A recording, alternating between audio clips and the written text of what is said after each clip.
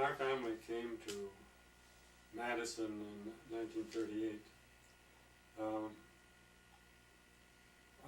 we wanted to find a church congregation in which we felt at home and with and somewhat in agreement with the philosophy of the congregation and the pastor particularly. And my parents liked very much the Baptist church because of L.B. Mosley, who was pastor at that time, and also Shorty Collins, who was the student pastor. And so I, who was a junior in high school at that time, was active in the Baptist young people's group, and we attended the Baptist church. And it wasn't until we had been here for some time that I discovered that there was a Quaker meeting here. And I knew very little about the Quakers, except that my father had often talked about them over the years, and had always expressed the feeling that the Quakers embodied the ideas that he had about religion. And to this day I don't know why we didn't go directly to the Friends meeting. But at any rate, my freshman year in college, I started attending the Friends meeting and felt very much at home with that group and applied for membership that the next year, 1941. And that was here in Madison? That was here in Madison, yeah. And that summer of 41, the Friends meeting gave me a scholarship to go to a work camp in Puerto Rico, which cost $100, and they put up $50 if I would put up the other $50. And that was my introduction to the American Friends Service Committee and the work camps that the Service Committee was sponsoring.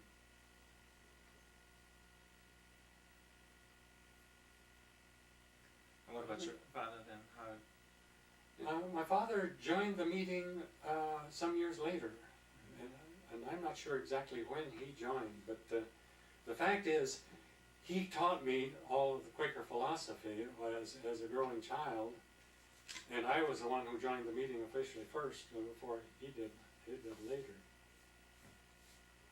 Isn't it true that Chester was an ordained minister, or? He wasn't an ordained minister. He had been a pastor of a church, but I'll explain how that happened. In Michigan, there was an old folk school built by the Danes in Ashland, Michigan, which had been built in 1898 and then closed in 1920. And there were a group of people who were interested in the folk school idea, the Danish idea, opened it as an American folk school, and hired Dad as director. And he was director from 28 to 38, those 10 Depression years, very difficult years. The local church at Grant, Michigan, the community church, was looking for a pastor. So they invited Dad to give some sermons as a guest pastor, and they liked him, and invited him to become a full-time pastor at a salary of $75 a month. And so he was ordained by one of the local farmers. So he was not trained in theology. He had a lot of ideas about what his interpretation of Christianity, and he was pastor of that church for 10 years, but he was not a trained theologian. So what was it that brought him to Madison then? What was it that brought the family to Madison?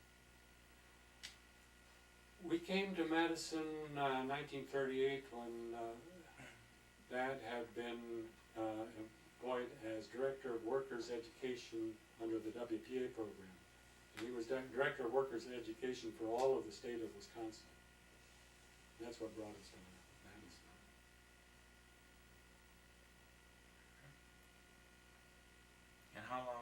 what was the time period then, that the, family attended the Baptist church then? From 68, until I joined in 40, the family moved away in 42, I think it was. When I stayed here, I was going to university, and so I stayed here and continued my university studies after the family had left Madison. And what was I going to say? You were asking about that. So it was sometime Yeah, later sure. that Yeah. that the dad and my stepmother joined the Friends Meeting, and I think they joined somewhere else, not here. I see. That's interesting. So you went off to, oh, I'm sorry. And you know, I don't have a real clear memory for dates or when things happened, and so I'm not a very good source of exact information as to who did what when. That's not what we're interested in. So you went off to Costa Rica then, tell us a little bit what you did there and, events that happened in Madison, either during or after. Puerto Rico. Yeah, there was Puerto Rico. Oh, Puerto Rico. We spent the summer in Puerto Rico building a schoolhouse in one of the remote villages in Puerto Rico. The idea of the work camps were that we as mainland Americans would be working with people from the local village to do something constructive that would benefit the village. And in this case, it was a construction of a schoolhouse. I went back there 20 years later. I visited Puerto Rico and went back to that little village and found one of the local men who not only remembered us, but he took me immediately to his house and went and pulled out a drawer full of pictures of that summer 20 years earlier of our work camp activities. And that was sort of rewarding to find somebody who felt that it meant that much to him. I bet. And I'm grateful to the Madison meeting for having made it possible for me to go. So then you came, after that experience, you came back to. That was just a summer work camp, and of course I came back to school that fall. I did 3.5 years before my number came up on the draft, and I was called off to, and I had signed up as a conscientious objector, and so my number came up and I had to go off to civilian public service. I wonder if we could stop for Yeah. a second. Well, how do we pause it? Okay, sorry. Tell us then a little bit about, the effect of the, outbreak of World War II on Madison Meeting.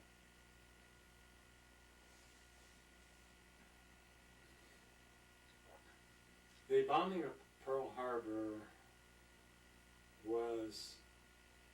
created a very difficult situation for many of us who had been professing pacifism and the rejection of war as a means of solving problems. It is very difficult when your country is directly attacked by another country. And it was an interesting experience for me within the Madison meeting, because the day that I left for CPS, one of my close friends, Paul Hieronymus, who was on the faculty at the university, left to go in the military. And here were two of us who had essentially the same basic beliefs, but had come to two different decisions about what to do under a specific situation. And that meeting meeting that morning really meant a lot to me, because I felt very, very close to Paul, yet we were taking very separate roads. Those days were we were meeting in the living room at the Presbyterian Student Center.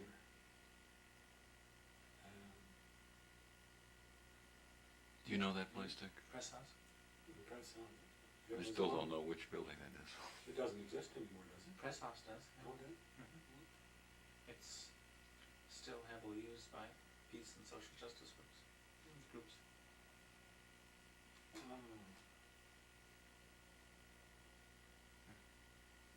No, I'll have to look there. I thought that whole block was filled with big construction now, between Park Street and, what street is on? State Street and, it's the first, it's what would have been the first block of State Street. It's, that part of it's now a mall, it's not a street you can drive down. But the press house is, maybe the only original building that's there. The library, the Memorial Library is on the other side. This is,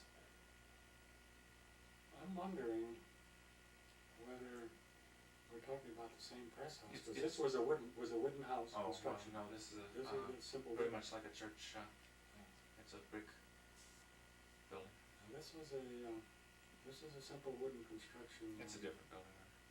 On, I don't know what the next street, parallel to Park, going towards the Capitol. It's gone. Murray? No, I don't think that. Yeah, Murray and State is where the press house is, but it may well be a totally different building. It's hard to age a cement building, cement block building. So, let's see, where are we? Relationship of outbreak of World War II in the meeting environment. Were there other draft age young men who were In the meeting? in the meeting? Or it was pretty small, I guess. Yeah, I don't remember any.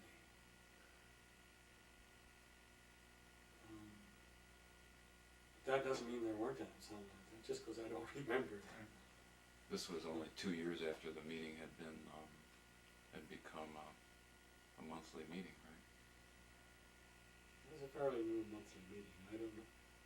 You probably know when it officially became a monthly meeting. It was just shortly before then. Yeah. I'd have to compare, look at notes, but it was not too long before then. But in CPS, during the Second World War, when they set up the civilian public service, the church groups were required to cover the cost of maintaining the CPS camps, and the meeting then contributed to my support during the whole time I was in CPS. It was 3.5 years. I can't remember what that was, but 3.5 years. and how much they had to contribute, but it was the meeting that supported me while I was in CPS. Do you remember the experience of being in the work camps, being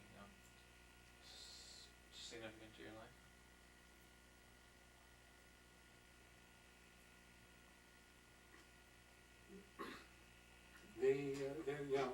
It was. I spent first couple of years in the Forest Service work, and it was the experience of living together with a lot of other young men who had taken the pacifist position was most interesting to me, to learn of the various points of view to which they had come to this decision. In CPS we had religious beliefs of all shades, from very fundamentalist beliefs to opposite to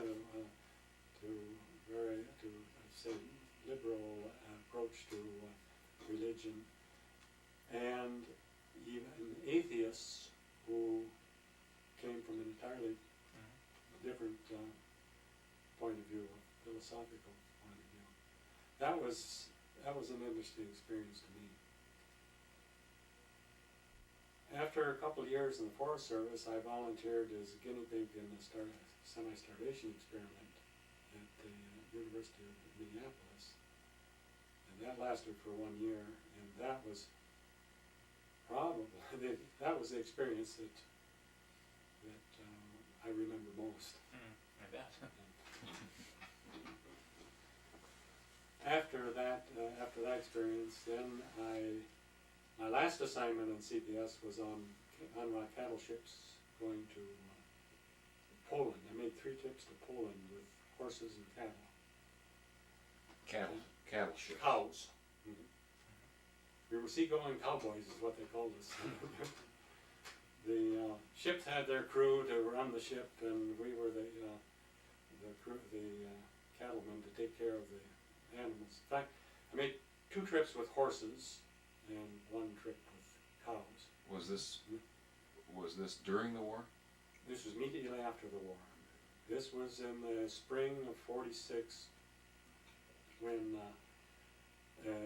it was time for spring planting, and people in Europe were trying to plow their fields with human labor to get all the women out and make them pull the plows. And they badly needed horses to get early that year to get the fields plowed so they could grow something for people to eat.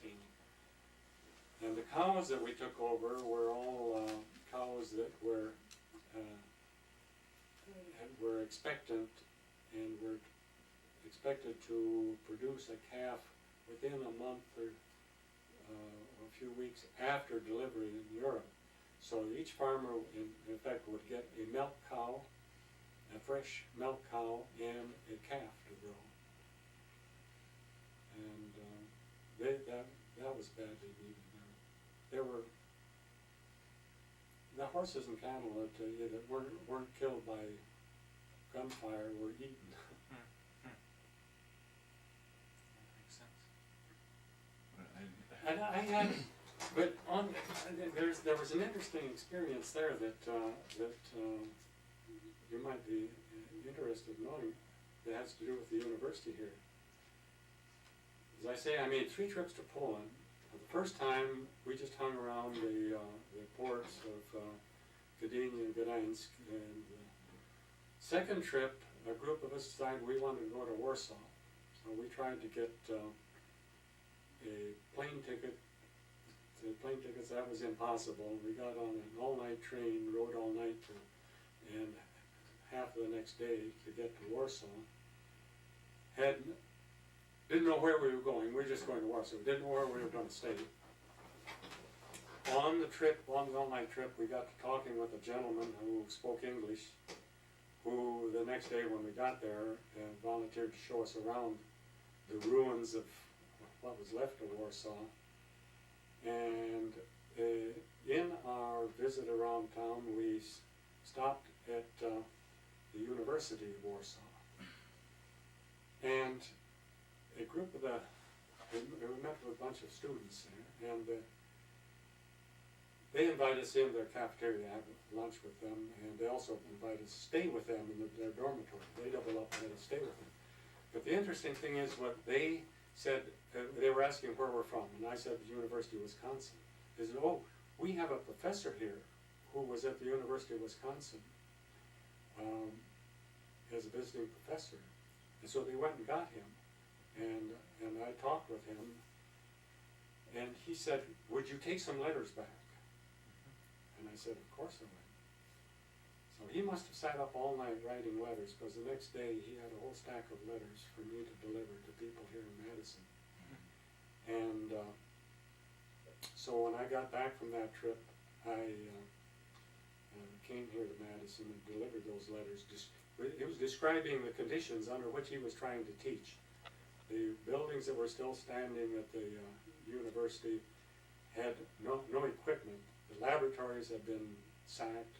The library had what hadn't been sacked by the Germans was sacked by the Russians, and they were trying to hold university classes with no equipment, and no textbooks, and well, it was in Warsaw. Oh, and the professor that, Yeah. okay, what? Okay. Okay. Yeah, we're running. The professor who had been at Madison was a Dr. Doroshevsky. Turns out to be very famous in the field of linguistics. Because when I got back to Madison, the people here had known him were so delighted to get some news from him. Because there had been no communication at all with Poland since before the war. Nobody knew whether he was alive or dead, or what had happened to him. And they were grateful to get some news from him, and they invited me to a dinner at the university club, and the president of the university was there, and all the friends of Dr. Doroshevsky, and they asked me to tell my experience in Warsaw and how he was and what his situation looked like. And in those letters that I brought from him, he had described the situation and their shortage of materials, so the faculty here took up a collection of books, and I had 2 big boxes of books that I took with me, and took the next trip I made, luckily, was back to Poland, and I made a 3rd trip to Poland and a 2nd trip to Warsaw, delivered the boxes of books to his home, and he was out of town that weekend that I was there, so I didn't see Dr. Doroshevsky, but I was able to deliver the books from here. And it was an interesting experience being that liaison between the University of Wisconsin and the people in Poland there. Mm-hmm. It certainly is a pretty rare experience. Yeah. And then after the CPS. After that, after I released, I came back here to finish my degree, my undergraduate degree, and I only had 1 semester left,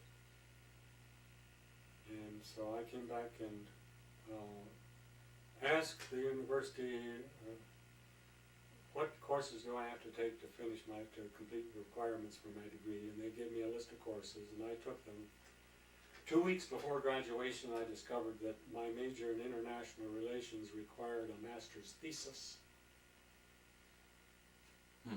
So that meant I wasn't going to graduate as scheduled, and in the meantime, I had signed up to go with the Friends Service Committee to France to work with Spanish refugees, and I didn't want to renege on that commitment, and so I went to France for the next 2 years, and then came back after that to finish my senior thesis.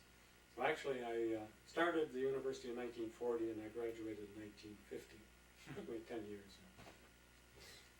A lot of experiences in between.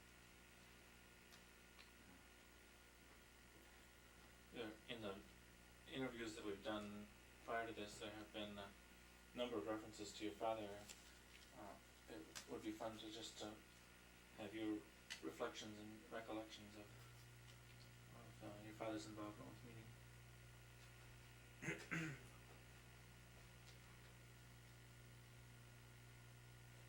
My father was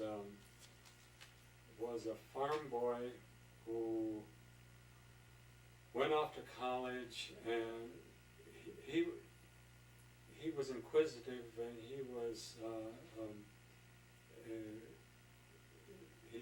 he kept discovering things for himself, and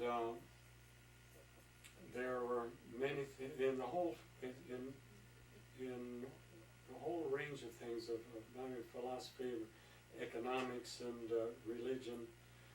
he wasn't accepting what either his anybody else was telling him. He was discovering things for himself. And when his his class at Oberlin College graduated, they all volunteered to go in World War I. They volunteered as a class to go save the world for democracy. Well, Dad came back from fighting the First World War. He spent the war in an ambulance unit, but he came back so convinced that war was not the way to solve any problems, and he felt so deeply about that he spent the rest of his life campaigning for peace in one way or another, and right until his last years he was still very active,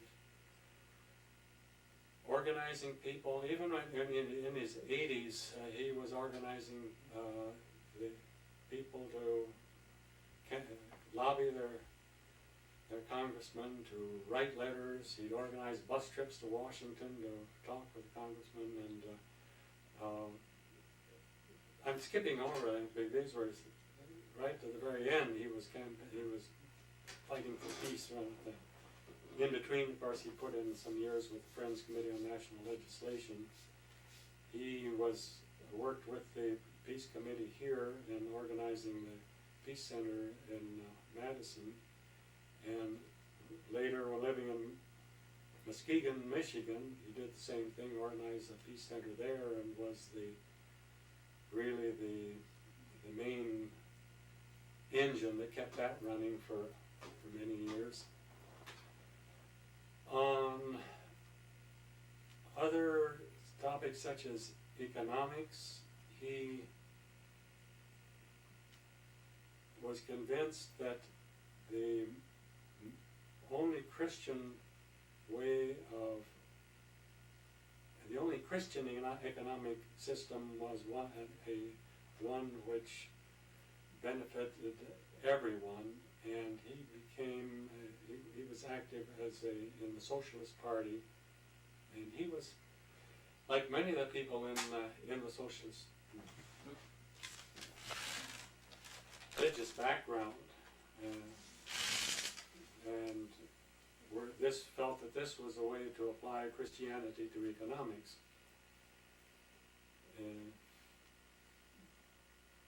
He was a close friend of Norman Thomas, and he ran for state office, state treasurer in Michigan at one time.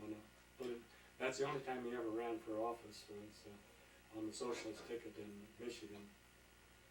He was a firm believer in cooperatives as of the type of socialism that a way of implementing social control of means of distribution and production and so forth. And during the years that we lived in Michigan, he was organized cooperatives in our community,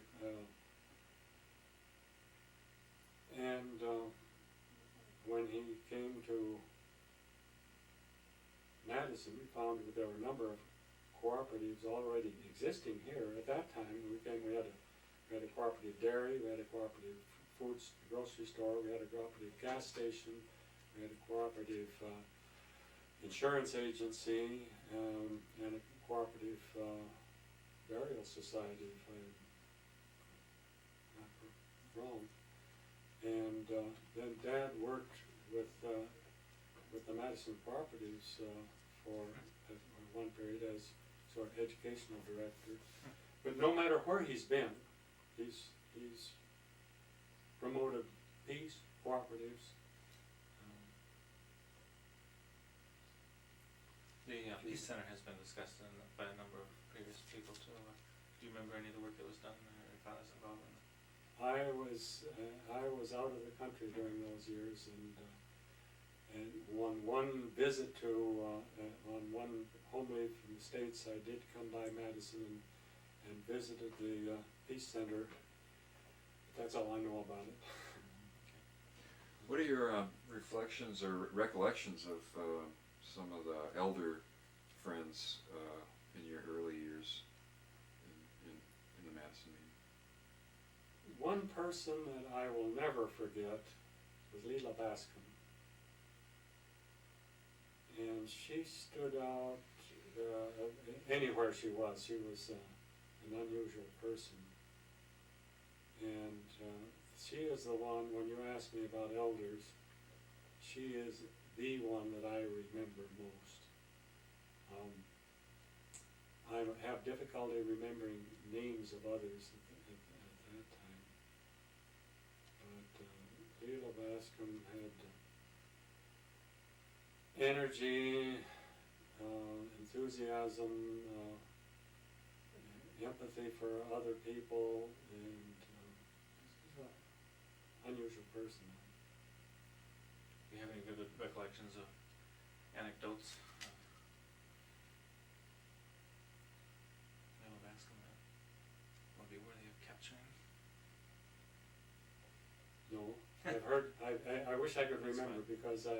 because there were some good anecdotes. That, Mhm. I just don't remember them. You talked to me a little bit in the meeting house about setting up a peace club at West High. Why don't you expand on that a little bit? This would have been before the time you had started attending meeting, is that right? That was before I started attending meeting. Yeah, that was my junior year at West High. It would be the 38, 39. I think it was spring of 39 that we got together with some other students at West High who were concerned about the plunge towards war that was obvious at that time. And we organized a peace club which met, I've forgotten how, we met once a month, I believe, and discussed such things as what can the United States do to stay out of war? What should it do? I was also at that time acting in the FOR and attended the FOR, the Fellowship of Reconciliation group was mainly a campus group, met on campus, and that was a source of inspiration for me and information that I fed onto my fellow high school students.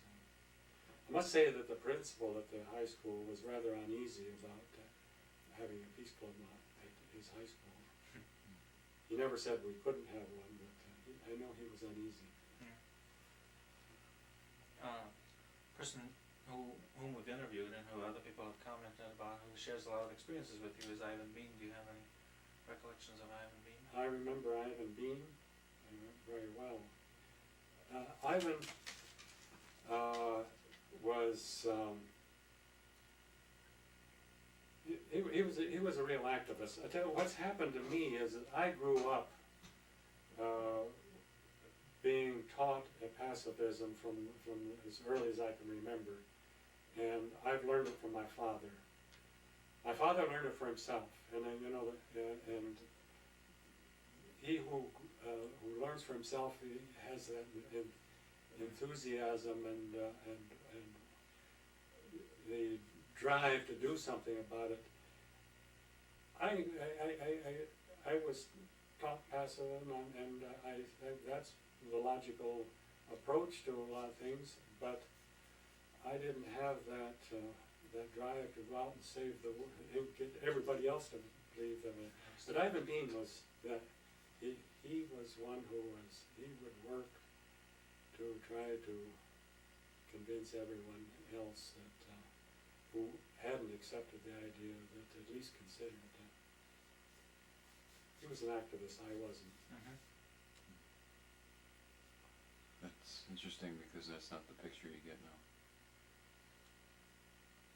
Of Ivan. Yeah. One thing, when it's just, I know beyond the time when you were attending Madison Meeting, you have a long association with Quakerism in general, and why don't you tell us a little bit about your personal journey beyond the time you left Madison?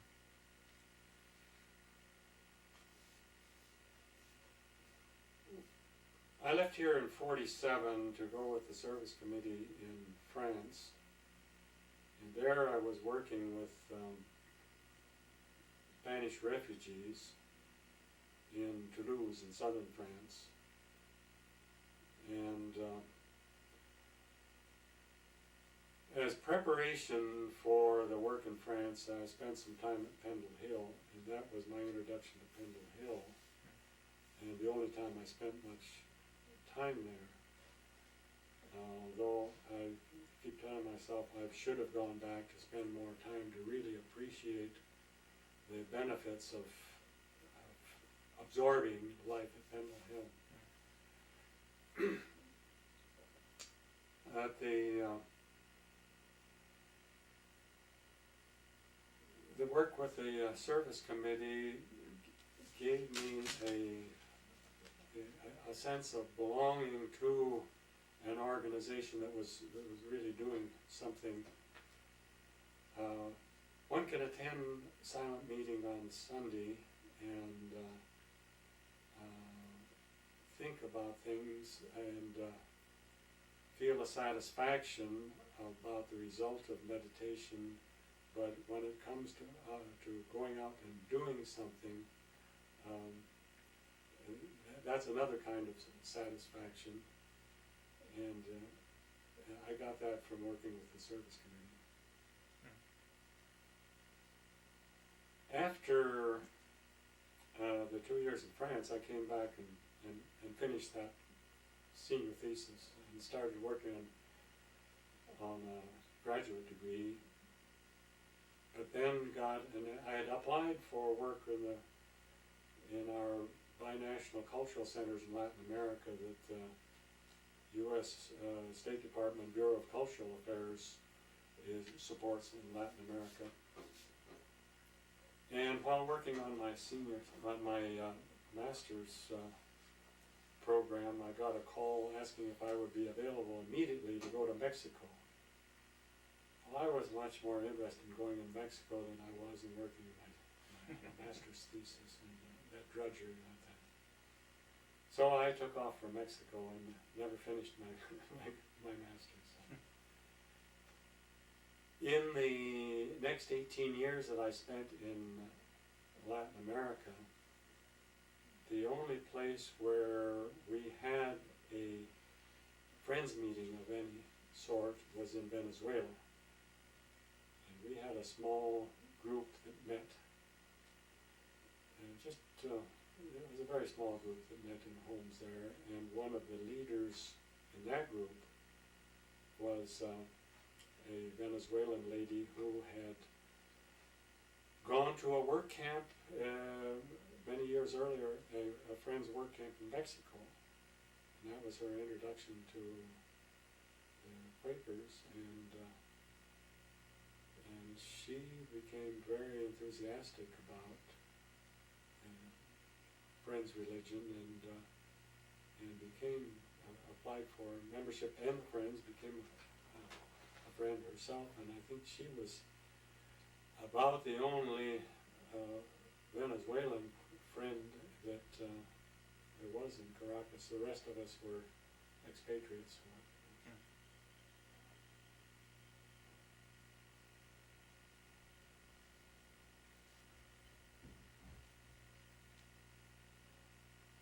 Is there one other person that occurred to me from Madison Meeting that you might have recollections of would be Francis Hall?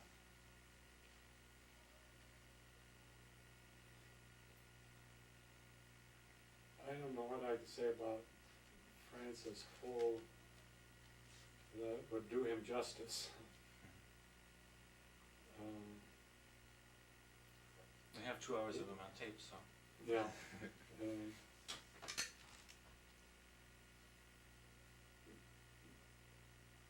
all I know is that my father had a tremendous respect for Francis Cole, and Francis and Agnes both. And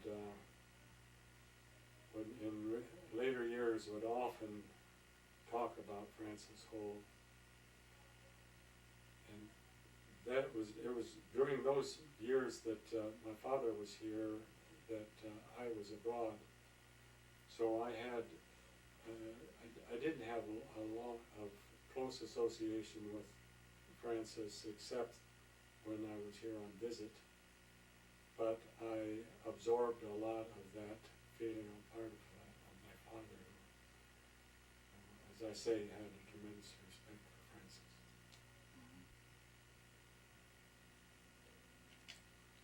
Can you think of anything else? Can you think of anything else? Were you interested in, let's see, you talked about being in Latin America for 18 years? Yeah. With the AFSC? No, this was with U.S. government. Oh yeah, USIA.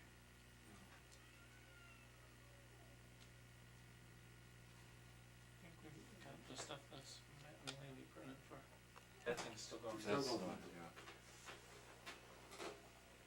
yeah. You're on. Yeah. One, the first Christmas that I was in France, I accepted an invitation of a Swiss specialist who a specialist in artificial limbs, who had been helping us with the refugees in Toulouse, France. I went to Switzerland to spend Christmas with him in Zurich, Switzerland. I discovered that as I crossed the border in Switzerland that I could only take a certain amount of money with me, and it was barely enough to live on for the week that I planned to spend there. And so after spending a couple of days in Zurich over Christmas and on my way back, I stopped in Geneva with about 5 francs in my pocket, which was enough to buy one meal, and not much more. But the Friends Center there, which at that time was being directed by Hubert Toussaint and Suzanne Sain, they let me stay at the Friends Center in Geneva. And there was a Nescafe, can of Nescafe there in the kitchen, and so I had that for breakfast every morning. And the Sains invited me out for a couple of meals, which I filled up, and I managed to spend nearly 3 days there on practically no money, thanks to the Sains. But I was impressed by the work by Hubert Toussaint and the work that he was doing with the United Nations, with the League of Nations. The United Nations didn't exist then. In his program of bringing together diplomats from various nations into informal social situations where they could talk unofficially and not be quoted in the press, or not have to be thinking that they are speaking for their government, where they as persons could speak personally and share ideas with diplomats in other countries. That impressed me as being a very worthwhile thing for the Friends Service Committee to be doing. Later, after I had come back to Wisconsin and took off for Latin America with the U.S. Information Agency, I first went to Mexico, and I arrived in Mexico City. While I was looking for a place to stay, I stayed at the Casa de los Amigos, at the Friends' house, and even then during the 2 years that I was in Mexico, I attended Friends Meeting, which Alberto Sain was one of the leading members. He was impressive in many ways. He was one of the best translators that I have ever heard. He could listen to a person talk for 10 or 15 minutes in English, French, or Spanish, and I think German also, but I know French, Spanish, and English. He could repeat almost word for word exactly what they had said. And I've heard translators can trans sentence by sentence, but to remember all of the ideas embodied in a fairly long paragraph, like that, and use almost the same grammatical structures. He was a genius at that, and just as fluent in any of those three languages, as well as being a marvelous person, a very warm person himself, and he was one of the Quakers that one can take as the ideal to take as a model. So I felt very privileged to have lived in Mexico City and to be able to know people like Alberto Sain.